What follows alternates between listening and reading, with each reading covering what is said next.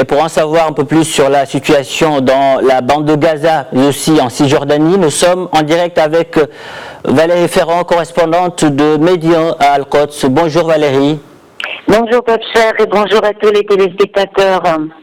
Alors nous venons de le voir, les bilans des victimes ne cessent de s'alourdir en raison de la découverte de corps sous les montagnes de gravats que provoquent les missiles israéliens qui visent systématiquement depuis une semaine, disons, toute l'infrastructure civile. L'armée israélienne affirme vouloir éviter les pertes civiles et accuse les factions palestiniennes de se cacher dans les bâtiments visés. Cette version, Valérie, est-ce crédible ?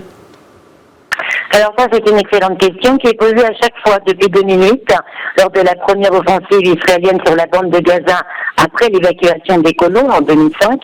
C'est la justification que donne systématiquement le pouvoir israélien à la destruction de toute cible civile, notamment les écoles de l'UNRWA qui sont extrêmement visées et qui a systématiquement, après enquête, rejeté les accusations israéliennes, que ce soit lors de l'offensive de 2008 ou encore plus en 2014. Il s'est oublié qu'Israël a de son côté des complexes militaires importants situés dans des zones civiles, notamment la région de Tel Aviv, et pourrait tout aussi bien être accusé de se servir de ses propres citoyens comme bouclier humain. Notons quand même qu'en 2008, 2014 et aujourd'hui, on constate quand même sur le terrain, ce sont des faits, que ce sont les civils palestiniens qui sont ciblés en priorité. Pour prendre des chiffres, en 2014, quelques 2200 personnes ont été tuées et c'était 60% de civils, dont environ 500 enfants. À la fin de 2014, on avait des destructions massives de tout ce qui fait la vie d'un être humain, mais sans que cela n'affaiblisse vraiment les branches d'armée des factions palestiniennes. On en a la preuve actuellement en voyant leur capacité militaire 7 ans après cette offensive. Donc, on voit bien quand même que le poids des civils est énorme dans ce genre d'offensive israélienne.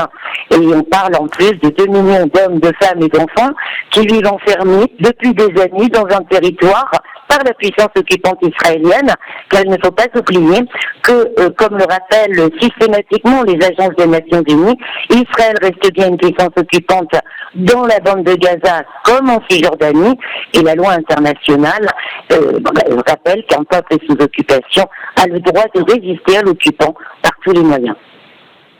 Valérie, les Palestiniens de la Cisjordanie et ceux citoyens d'Israël continuent aussi de défier sur le terrain les soldats et policiers. En Cisjordanie occupée au moins, 19 Palestiniens ont été tués ces derniers jours et plus de 1850 autres ont été blessés. On compte aussi de nombreux blessés et des centaines d'arrestations parmi les Palestiniens citoyens d'Israël. Valérie, tous semblent bien décidés à poursuivre leur mobilisation.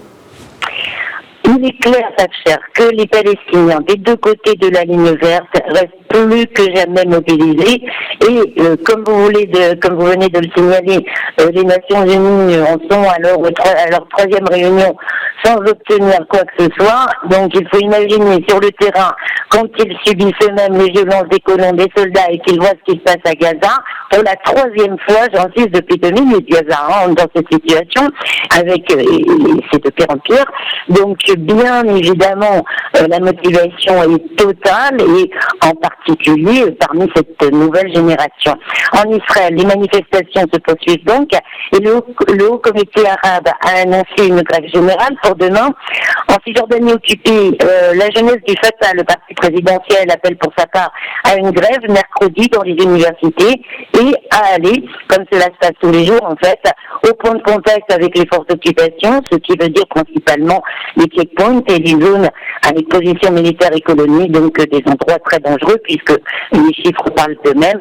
L'armée israélienne tire à balles réelles sur ces manifestants. Il y a plus de 400 blessés par balle ces derniers jours. On assiste cependant parallèlement à une multiplication d'échanges de tirs, ce qui veut dire que certains groupes armés palestiniens répondent en ouvrant le feu désormais aux violences des soldats et des colons israéliens. Donc on peut imaginer également une détérioration peut-être très dangereuse de la situation en Cisjordanie. Les colons et les extrémistes juifs israéliens continuent pour leur part de semer la terreur, que ce soit en Cisjordanie ou que ce soit à l'encontre des Palestiniens citoyens d'Israël. Mais là encore, ça ne dissuade pas cette jeunesse de les défier.